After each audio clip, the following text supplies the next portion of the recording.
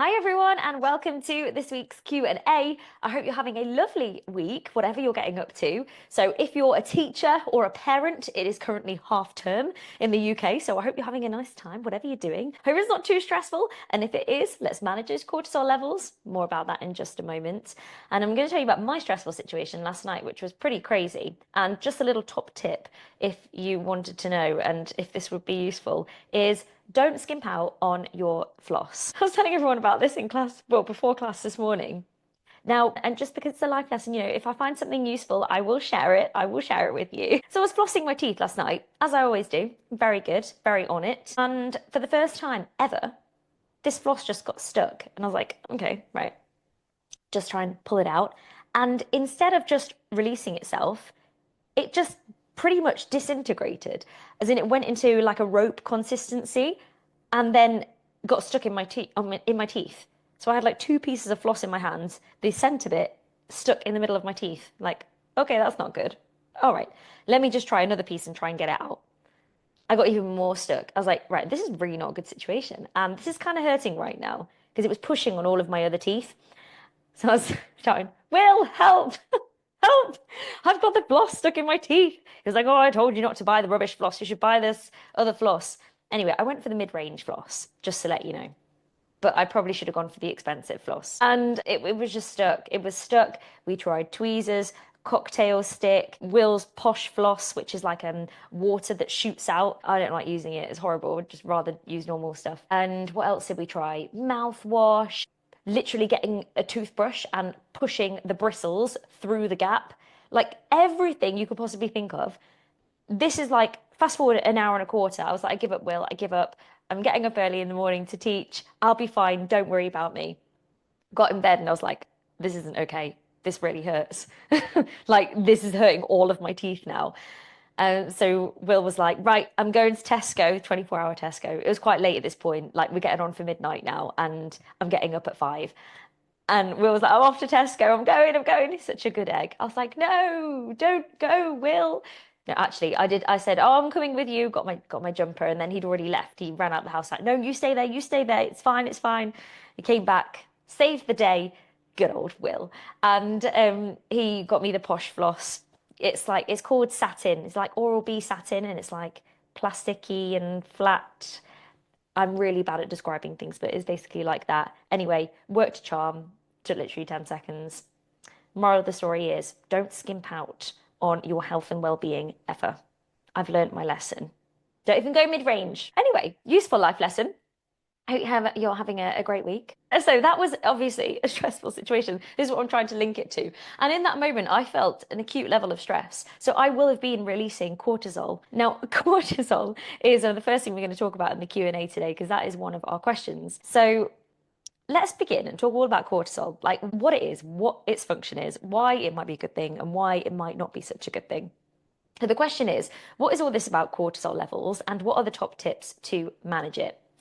So, cortisol is a hormone produced by the adrenal glands, and it plays a really crucial role in the body's stress response to that fight or flight mode. And what it does is it basically signals to the body that, well, it helps to release glucose into the bloodstream. So it signals to the body that we need to break down glycogen, which is your stored carbohydrates, and we also need to break down some proteins. And then it releases glucose into the bloodstream that essentially helps your body react and be ready for anything, and gives your body energy in the moment.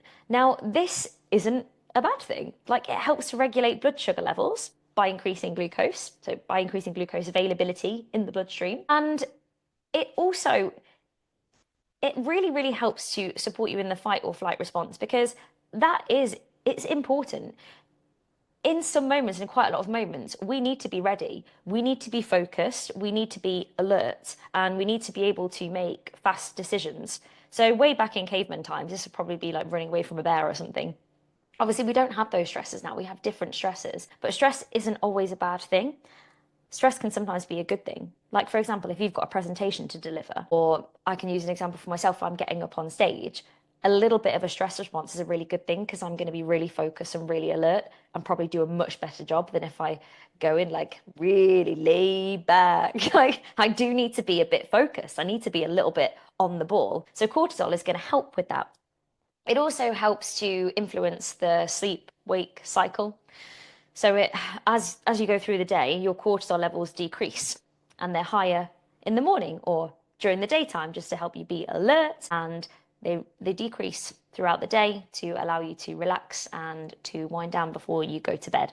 So it is crucial. It is really important. And also it's important during exercise. You know, we need to be releasing glucose into the bloodstream because we need it. We need it at that moment.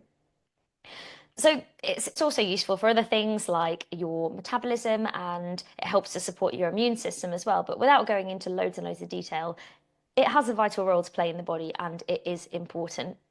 Now, when it becomes a problem is if your cortisol levels stay high, they lift and they stay high. That is where it can cause a lot of problems. And it can be linked to weight gain around the abdomen. And this is mainly due to the fact that cortisol actually increases your appetite. And it increases your appetite for usually calorie dense foods like sugars, wants fast sugar. It can also influence your muscle breakdown. So really prolonged levels of high cortisol can increase catabolism, which is your muscle breakdown. So if you are trying to maintain lean muscle mass, or you're even trying to increase lean muscle mass, you're trying to get more toned, it can make it trickier. Elevated levels of cortisol can also really disrupt your sleep and your sleep quality. So as I said earlier, our cortisol levels are higher in the day to help us be more focused, more alert. And as we go through the day, they're decreasing, helping us wind down. But if your cortisol levels are high before you go to bed, it's going to be really difficult to wind down and may actually disturb your sleep. It might be harder to go to sleep, and then it might be harder to stay asleep as well. And although it does support the immune system, it can also, long-term high levels, it can weaken the immune system as well, making you more susceptible to illness. It has also been linked to anxiety, depression, etc. So, what can we do? What can we do to balance these cortisol levels?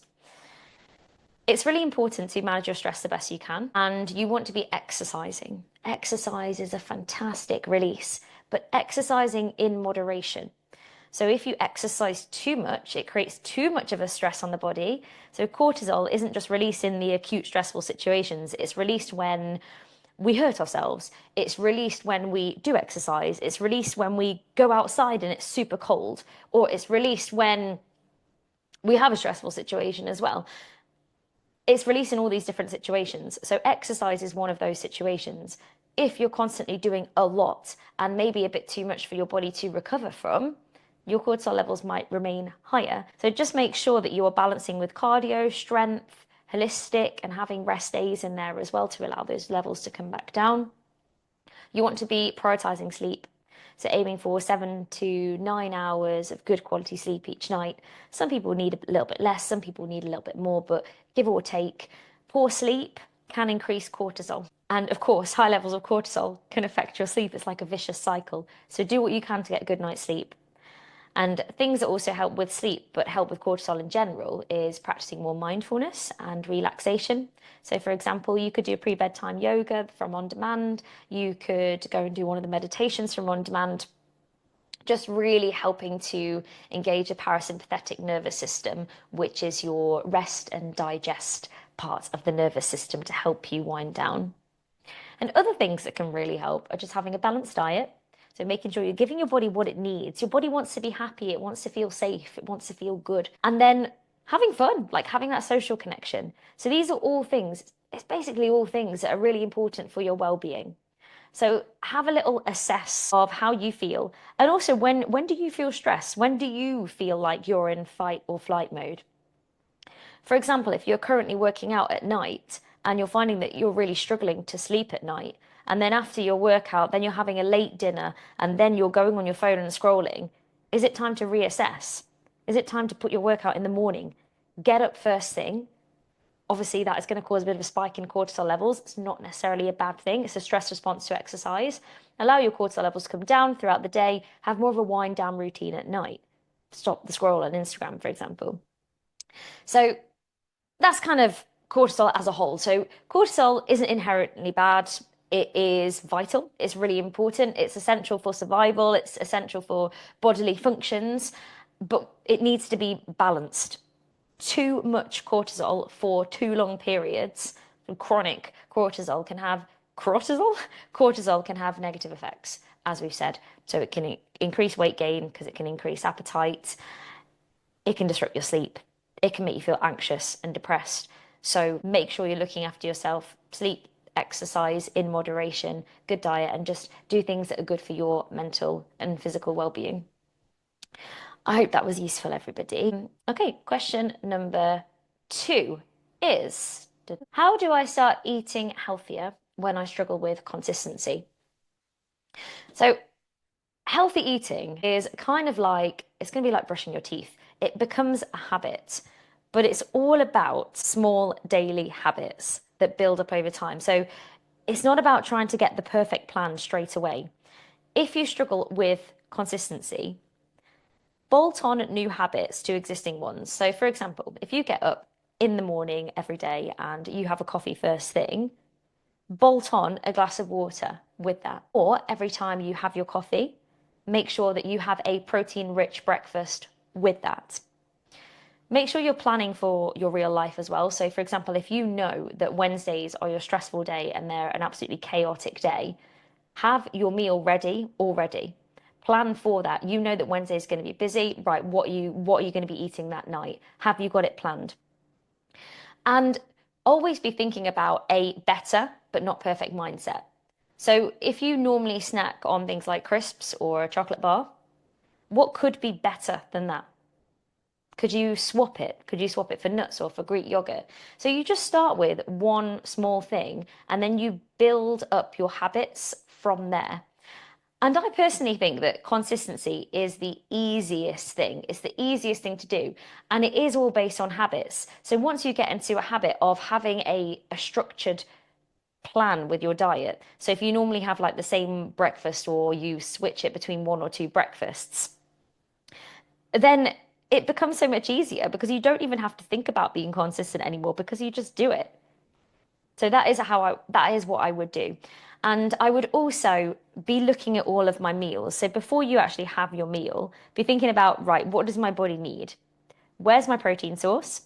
So think of a good source of protein. That might be eggs, it might be tuna, it might be salmon, it might be chicken, lentils. Okay, cool. So I've got my muscle repair in there. Excellent. Where's the carbohydrates that's going to give my body energy, that's going to help to stabilize my blood sugar levels?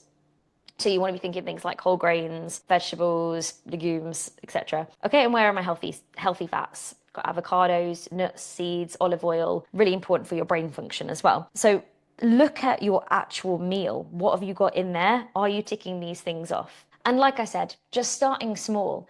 It might just be the fact that you bolt on something to a habit that you've already got ingrained. It might be the fact that you swap out one snack thinking better but not perfect. And it might be the fact that you are thinking ahead, right? These are my stressful days, these are my busy days. I'm going to prepare for those days. It might just be those days. You don't need to meal prep for the whole week. It might just be those stressful days. And be flexible. Like, it's okay to have a meal that you didn't quite plan for or a treat that didn't quite fit in perfectly. But the key is to get back on track after that. It's not the fact that, oh, I had a meal that was off plan or, oh, I ate a bit more than I wanted to. That isn't going to affect you. That one time isn't going to affect anything. But it's what you do after then. If you do that the next day and the next meal and then the next day and the next day and then tell yourself you're going to start on Monday, well, yeah, it is. It is going to affect you. So it's about drawing the line and just moving on. Move on from it, not trying to make up for it in any way. Just move on from that moment, get back on track immediately. And also plan for these things. Plan that, do you know what, I'm going to be going out on Saturday and I'm going to have a few glasses of wine. But because I'm doing that, I won't have the pudding, for example. Just, it's all about imperfect action. And sometimes tracking what you eat can help as well. So if you just build, like, you don't have to count calories or anything like that. You could literally just jot down your meals and then think, okay, this is what I'm having at the moment. Right. What are two tweaks I'm going to make this week and just build it up from there. Question number 3, the best exercise for building a bigger bum. Woo, I love this question. Stronger glutes. Yes. So your glutes, they're actually some of the largest muscles on the body. I think it might actually, glute max, I think that is actually the largest muscle on the body. Anyway, strong glutes not only look great, but they are very functional and very important for the body. Now, the top exercises, the top classes you want to do really are the booty band ones, which we call body conditioning, stronger, and then any lower body strength training. So for example, we did 10-minute glutes. The things that you want to do, so say if you're not doing those workouts, the things that you want to be doing are squats and different variations of them. You want to be doing deadlifts, you want to be doing hip thrusts. All of those kind of exercises are going to be really, really beneficial. Even things like clams that we do in Pilates. But to take thinking out of it, just make sure that you are training your glutes minimum twice. But if you're serious about building big glutes, I'd be saying like 3 times a week. 3 times a week, 2 of them might be a booty band class, and the other one might be stronger, or it might be lower body. So I would say be aiming for like 3, maybe even 4. It depends on how quickly you want to do it. 3 to 4 times a week, working on your glutes, working on your lower body. Now, on top of that, you need to be making sure that you're eating enough. If you want to grow muscles, we need to fuel those muscles. So be making sure you're having enough protein, make sure you're eating enough, and making sure that you're also allowing for adequate rest. So I wouldn't say, for example, do booty band 3 days in a row. Like your glutes aren't going to thank you for that, and they're going to struggle to repair properly as well. So there's a few ideas to build a bigger butt. I love that question. Yes. The next question is, I started with the cortisol one, so I'm going to backtrack a little bit here. I'm currently mixing cardio, holistic, and strength training, but I'm unsure which strength workouts to focus on. I want to make sure I'm balancing my workouts effectively to target all muscles equally. Any advice, please? That's brilliant. I'm really pleased. This is what we talk about in Lorna's Online Squad all the time, and this is exactly why I make the timetable like it is. Cardio, holistic, strength, balance. So you'll notice that on the timetable, if you follow the 6 a.m.s or you follow the 6:30s, I've got a perfect mix. Or if you want to do both of them, so if you want to do 40 minutes of workouts a day, for example, you can do both of them and they will complement each other. And across the days as well. I have a proper system. It takes me ages to do the timetable. So that's really, really good. All you need to do is follow the timetable. I've got you covered. I'll make sure that you've got a lower body split and upper body split. I'll make sure that you're working the core as well. So you are all sorted. If you wanted to, though, if you want to do kind of like more of your own thing and not follow the timetable, just make sure that you're splitting it up. So go onto on demand. You might think, okay, I'm going to do 3 strength workouts this week. I'm going to do a full body one, I'm going to do upper, and then I'm going to do lower body. And then on top of that, I'm going to make sure I'm doing a core or Pilates. So if you literally type it into on demand, upper and lower, it'll come up. So there's 2. Stronger, there's a full body one, 3. And then you can do a core or Pilates, and that can be your core strength there. So I would be aiming for, if you want to improve your strength, you want to be doing absolute minimum 2 a week, but 2 to 3 strength sessions a week, and just making sure, just like the previous question, that you're allowing enough recovery time in between to allow your muscles to recover as well. Recovery is actually where we get stronger. And I can't emphasize this enough. A lot of people who are really serious about getting stronger and want to get fitter try and do more and more and more and more, thinking, well, if I just keep on working my glutes, if I keep on doing this, I'm going to get stronger. And sometimes the body it's just not responding anymore because it just can't recover. It just can't recover in time. So it's really important to create a stimulus. You're literally like tearing your muscles, and that it's okay. It's all right.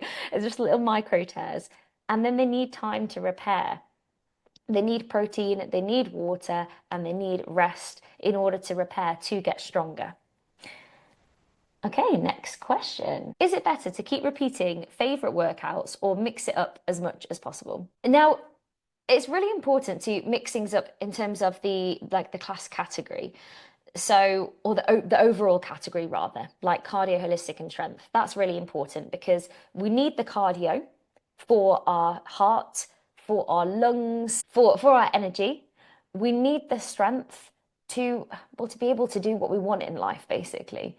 To be able to lift shopping bags, to be able to walk up and down the stairs, to be able to jump up out a chair, to be able to bend down and lift whatever it is off the floor, your dog or a child off the floor. We need strength. We need strength for everything in daily life.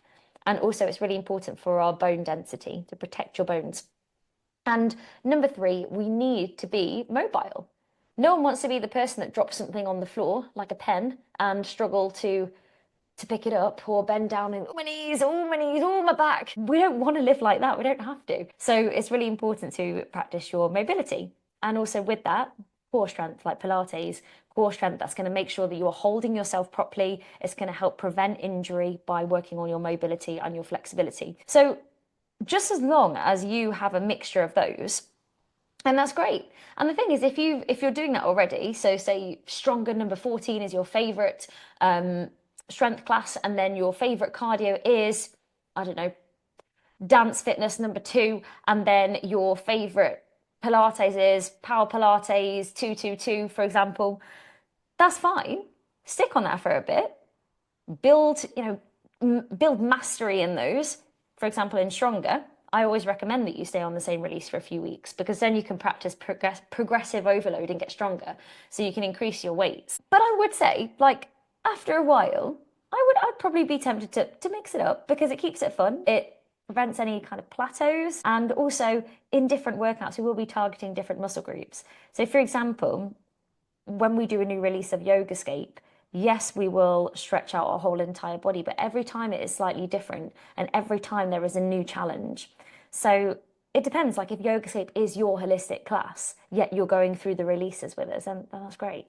So it just depends on exactly how you're doing it. But maybe what you want to do, if you're somebody who likes to choose that workout and then you do that workout for a few weeks and you like to feel like you've mastered it before you move on to something else, then why not just say, right, I'm going to do this one then for 4 weeks. So, for example, if you pick your strength, your cardio, and your holistic, and you stay on that for 4 weeks, master it, use do progressive overload, and then move on, choose some different ones. And that way, you'll also get the benefits of progression and you'll keep things nice and fresh as well. Let me move on to the next question. I had them all in order, and now I've just like switched it all up. Next question. How do I stay positive and upbeat? What an interesting question. So I would always start the day by filling up your cup. Like do something for you at the start of the day. And that's why I think the online workouts are so important. And that's why I'm adamant that it's really great to get up early, to get up early and just do it. Because you start your day on such a positive note and you actually create space and you actually create capacity for the rest of the day by working out in the morning. So you've done something for you, you've done something positive, like literally the best way to start the day. And all of a sudden you have so much headspace to deal with everything. Another thing to practice is reframing setbacks and flipping a thought. So one way to do that is if you had an off day, kind of look at it and be like, okay, well why was it off? What did I learn from this? Or flip a thought.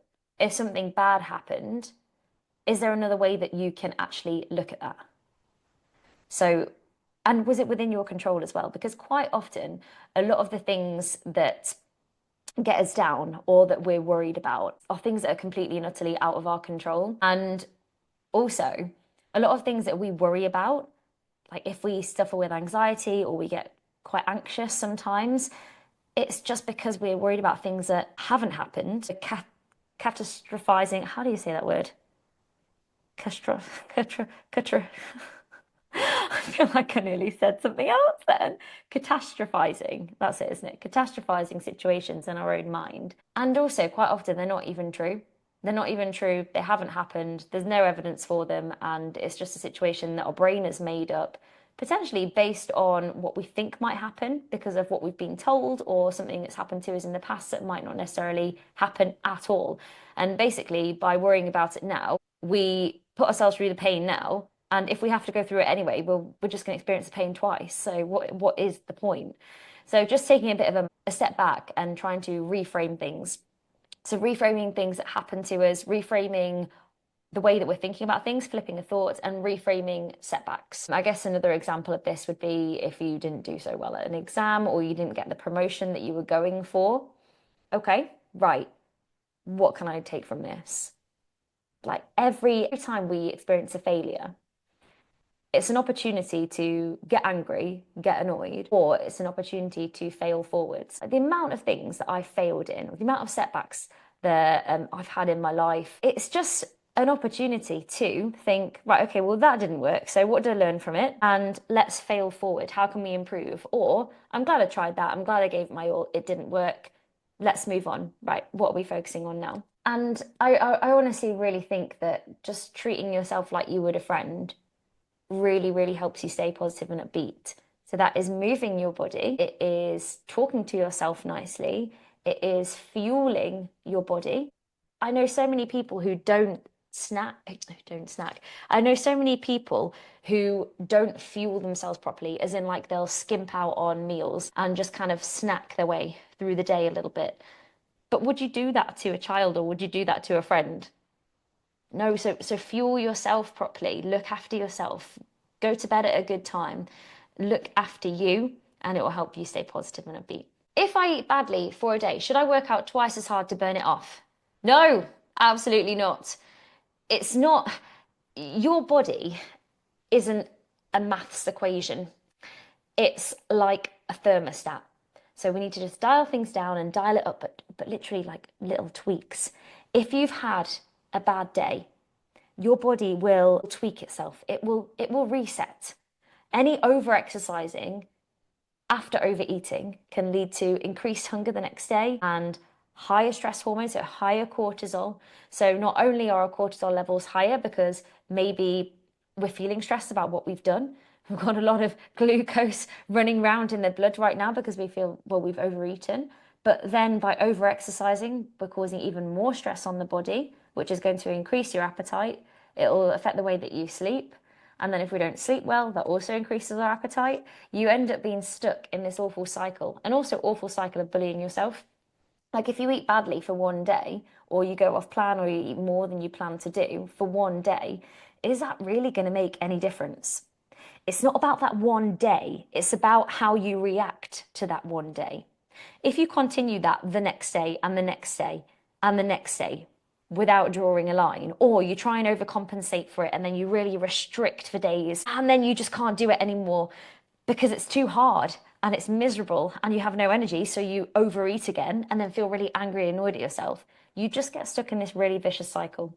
And also, we don't work out to burn calories. We work out for good quality life, for fitness, to feel healthy, to feel energized, to feel really good. And if you're after it as well, for that tone, for that shape. These are the reasons why we work out, or why some of us might work out. We don't work out to compensate for food that we've eaten or think about food that we might be eating. It's a really damaging way to view exercise, and it can actually destroy your relationship with moving your body, which is such a privilege and an amazing thing to do that makes you feel so good. So what we want to be doing is draw a line. Okay, we had a bad day. We're human beings. We're not robots. Draw a line. What am I going to do tomorrow? I'm just going to get up, move my body. I'm going to have a good breakfast, high in protein, and I'm going to get on with my life, and I'm not going to think about it. So we don't overcompensate. So just return to normal habits and focus on consistency over time, and know that part of consistency is having days like that, and that's okay because we're human. It's about progress over perfection over time. Okay, so what is the best supplement for your bones? Now, for bones, it's all about your daily actions, really. It's not just about supplements. For your bones, you want to be doing impact exercise, you want to be doing strength exercise. Basically, the more muscle mass you have, that is going to protect your bone. So I've used this analogy before, but it's a great one. If you fall over, and say that you strapped some cushions around your legs, so you've tied some cushions around your legs. One cushion is really plushy, like really thick, really thick. Like if you fall over, you're pretty much going to bounce back up.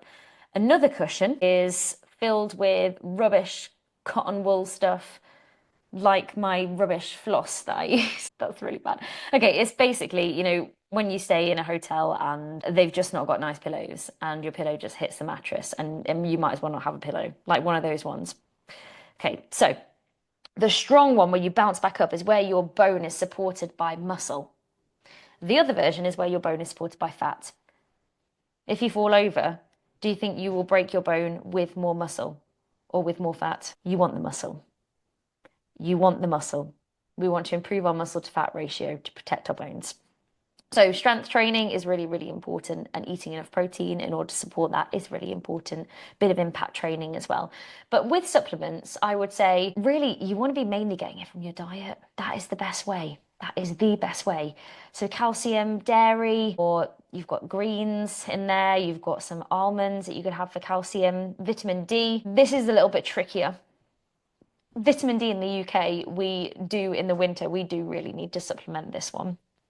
But magnesium is another one, and just in general, like exercise. So calcium, vitamin D, and magnesium, vitamin K2 as well, they can all support your bone health. So definitely that, like vitamin D is important to help you absorb calcium. And then magnesium is going to support your calcium metabolism. And then just weight-bearing exercise is, I know I keep saying it, but it's just crucial for keeping your bones strong and just protecting your bones in the best possible way. So those things, but I would try and get them from your diet first and foremost. Does decaf tea and fruit tea count towards my 2.5 litre water goal? Yes. Anything like mostly water-based absolutely counts. So decaf herbal teas, they improve your hydration. So yes. Anything caffeinated, I don't normally include that in, like, technically yes, it can be included towards like your hydration to an extent, but I don't really include that in the 2.5 litre water goal. I'd rather you be having water and decaffeinated things. So generally speaking, if it doesn't make you, if it's going to quench your thirst, it's going to be hydrating. So obviously things like, having a wine, that is not going to be helpful. So yes, yes, it does. The most important thing though is just to look at the colour of your pee. Like 2.5 litres, it's a good water goal, but it's it depends on the time of year, it depends on the size of your body, it depends on if you've done a sweaty workout or not, if you're on holiday in the sunshine. So it depends on so many different things. But it's a good rule of thumb. It's a good aim, but just look at the colour of your pee. You want that really, really, really light pale straw colour. How can I improve my yoga squat? So this is a deep squat with your feet flat on the floor. Now, practice is going to make perfect.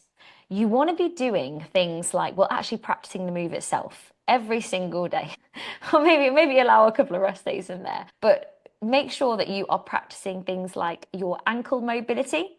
So make sure you're doing things like calf stretches and point flex the feet a lot. You need to make sure that you are doing hip openers, and also making sure that you are doing these deep squat holds, and maybe even holding on to something when you do it, and hold on to something and allow yourself to sink deeper and deeper and deeper. You could make it an aim for 2 minutes every day for a month that you're going to practice this. You can start off in a wide squat as well. So at the moment in Yogascape number 6 on the hip track, we have this move, and I put an option in there which basically you come a little bit higher and use your forearms and you press on the inside of your thighs and push it out that way. So that is one way you could practice that. Another thing you could do is a seated butterfly, so where the soles of your feet are together. So you sat on the floor, soles of the feet together, let your knees drop out, and again you can use your elbows to gently push down, so working on your hips. Things like frog pose, wide knee child pose, just to practice getting the hips open. So practice that all the time. And then making sure that, you're practicing your ankle mobility, maybe a little bit of work. Say if you've got like a tight back or anything as well, anything that you think would be preventing you from getting into a deep squat position. Where do you feel tight and how can you release that? So maybe just put in 2 minutes every day. You're going to either do this or you're going to do some exercises that are going to improve it. So ankle mobility, hip openers, get yourself into frog, wide knee child pose, butterfly pose, and actually practice these as well. Why do I get a headache when doing floor exercises? So this can be for a number of different things. It can be through neck strain. So when you are doing these exercises, so for example, like a crunch, try supporting your head. So try supporting your head with one hand, just gently holding, making sure also that you've got the chin tucked in a lot. So think about making like a triple chin, look towards your thighs as you come up and support your head. It can be dehydration. So just make sure you had enough water. And it can also be due to blood pressure shifts. So you want to be moving really slowly. You know, when you're getting down, getting up, just take your time doing that. And maybe have a little look at your technique. And if you're not sure, just film yourself doing a crunch, send it to me, or a sit up or something. Send it to me, and then I can have a little look at your position, can have a little look at your position and see how I can help there. But yes, that would possibly be one of the things. But another thing could be if you are getting down to the floor quickly for the floor exercises and your body just needs a little bit of time to adjust. So take your time, and if you feel like you need a bit of a break as well, just have a bit of a break. Make sure you're adequately hydrated, and also did you eat anything beforehand? I'm just thinking of like blood pressure here. But yeah, maybe film it first and send that to me, and then I can see how I can help on that one. Right. I think there was one more question. Yes. Final question. I really like variety in my diet, but I realize that it's making it harder to see what's working. How do I get a balance between monitoring and keeping the variety? So you can have variety within the consistency. So what I always say is if you are on a fat loss journey or you're trying to watch your weight, for example, the easiest way to do it without tracking calories is to have consistency in your diet, because then you kind of know where you are with everything. Like, for example, not that I would recommend this, but the exact same breakfast, exact same lunch, exact same dinner, exact two snacks every single day. Like, obviously, our energy requirements are going to be different each day. So, this is not an exact science. But if we weren't losing weight, if we were to reduce the portion sizes on those exact meals for 2, 3 weeks, we would see a drop in the weight if we'd been maintaining for a while. And all we did is keep the exact same meals and drop them by 20% in their portion sizes, we would lose weight. So, you can have variety within the consistency. So you might choose three, say maybe 2 meals that you change up for your breakfast. Like you have your two go-tos. And then at lunch and dinner, you might have, say, 3 meals that you rotate between. But for example, with the consistency, so say in the morning, one day I have porridge and the other day I will have poached eggs on toast, and I rotate between those two breakfasts. Then I go for a morning snack, and that snack is a piece of fruit. Well, I can get variety there by saying one day it will be an apple, the next day it's going to be a pear, the next day it's going to be a couple of satsumas. So there's variety in there. In the morning, I might change up the bread slightly, or I might have some berries on top of my porridge one day, and another day I might have, I don't know, I might throw, just trying to think of what I'd want now. What would I want? I might have half a chopped banana on there instead, or something like that. So you're just making really small tweaks. And then when it gets to lunchtime, say if you normally have like a salad, we'll just change the protein source. Similar at dinner time as well, just change the protein source. And if you have it with some veggies, we'll change up the veggies as well. One day have carrots and broccoli, the next day have cabbage, just whatever you enjoy. Change up the vegetable source. So you've still got variety, but within your consistency and making small tweaks. So what you want to do is keep consistent with your diet. So that might be, you might say every day I have 3 meals and two snacks. The first snack is a piece of fruit. The second snack is a protein-based snack. It's either 2 boiled eggs or a pot of Greek yogurt, for example. So, and keep that consistency. Leave that for 2 to 3 weeks. And just make sure you're rotating between similar things, but having variety within the rotation. So changing the protein source, changing the veggies, maybe changing the piece of fruit. And this isn't forever. This is so you get more of an idea of what your body is dealing with, and also just for if you're on a fat loss journey, if this is for this purpose. But that is how I would do it, and I really hope that's useful. So, and then you don't have to think about it. You know, when you've got your go-to meals, like most people have probably between 3 to 5 evening meals, maybe 2 to 3 lunches, and a couple of breakfasts that they rotate between, really. Like, we're quite consistent as human beings. So just try and get into a routine of doing that, and set yourself a little target. After to do it for 2 or 3 weeks. If nothing's changed, well, then tweak portion sizes by 20%. If you've got any more questions on that, though, please do DM me, and I'll be more than happy just to go into that a little bit more. Anyway, I think that's everything from me, team. I hope you enjoyed the Q&A today, and I will see you in class tomorrow. Oh, it's live replay tomorrow. I'm off to a country concert. So I will see you. Well, I'll see you anyway. The lives are still on. So I'll see you there. My dog will be taking them. But I will see you on Thursday. Have a great one, everyone.